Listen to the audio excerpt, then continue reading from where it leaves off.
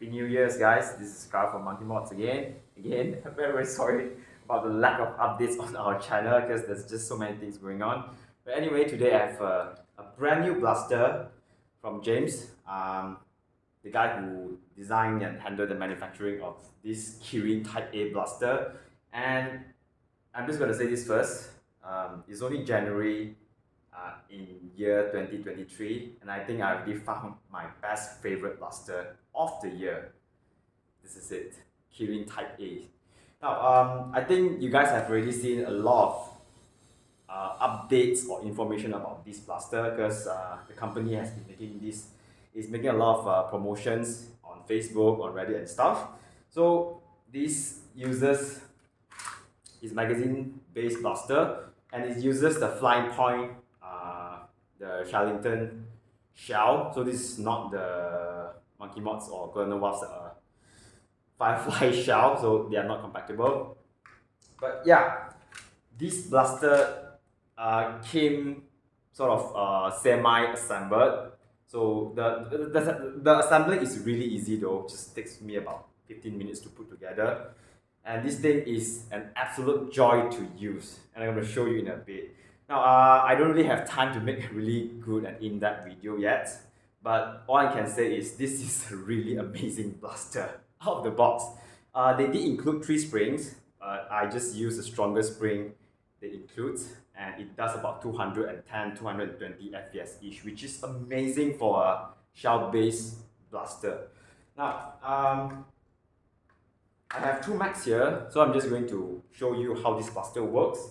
Right, so well, before that, let me just go through the blaster. Now it comes with a detachable sort of a suppressor muzzle thing. You can remove this, that will expose part of the barrel where you can install whatever SCAR devices that you so desired, you know. And then it has a top Picatinny rail, so you can put on whatever accessories that you have, scopes, iron sight, whatever, and also a bottom rail that you can install bipods or whatever things, again, whatever you want.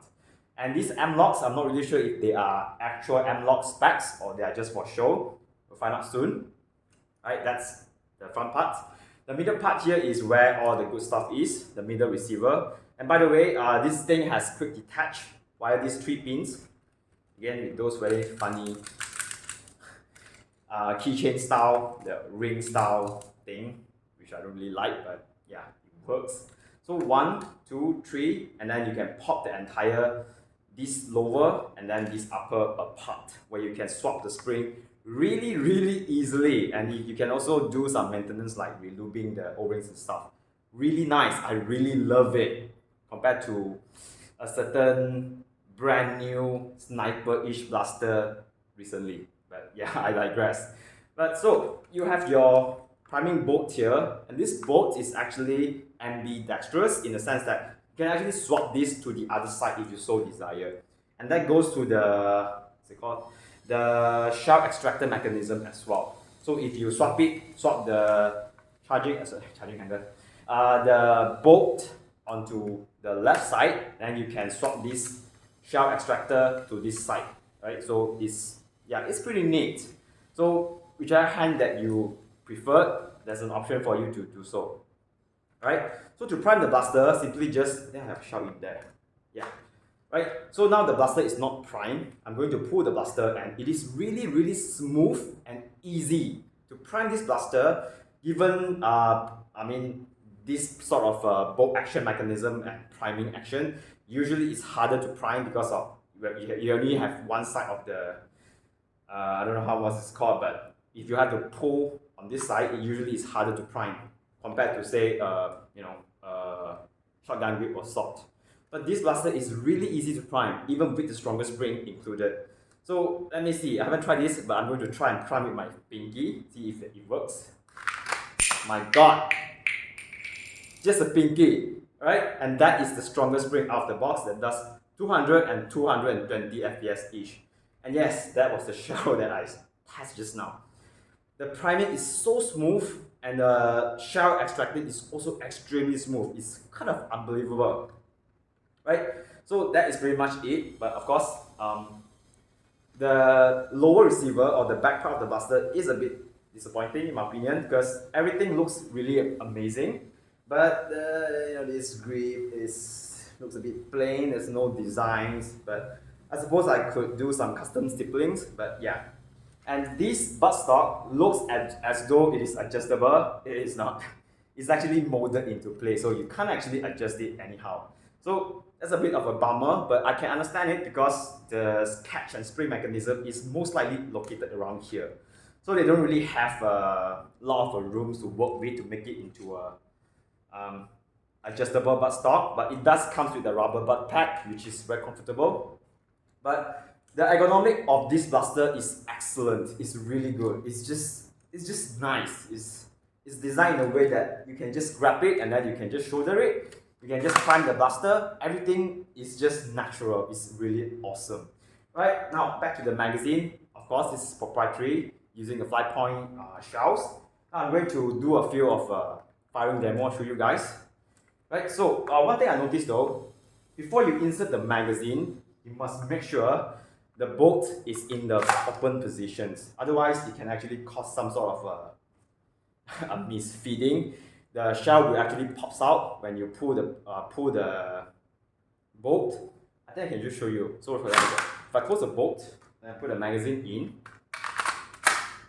right, make sure it's clicked in. Right, oh, by the way, this is the mag release, so it's ambidextrous. You can access with both hands. Yeah, and that can happen.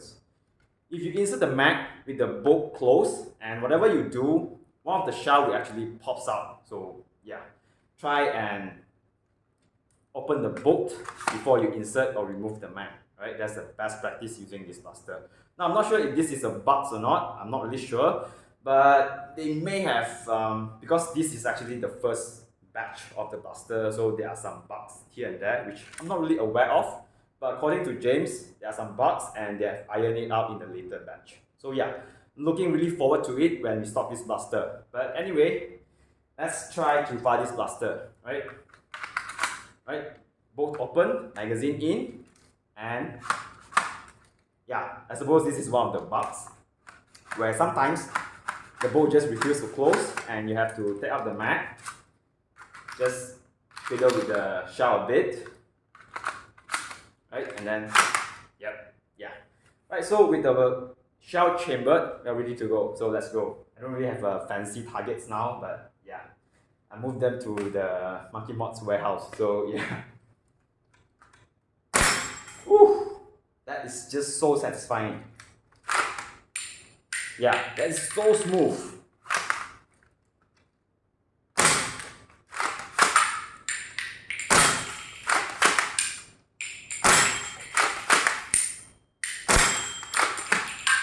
Right, so I'm out of shell, the magazine is empty. When the magazine is empty, it will prevent you to lock the bolt, right? So I suppose this you can call a bolt lock function or whatever you call it, but yeah, it's a good indicator to tell the user that the magazine is empty. So reload and don't dry fire or whatever. So I'm going to reload, right? Take out the mag, reload. Remember, bolt remains open before you reload. And we're ready to go again.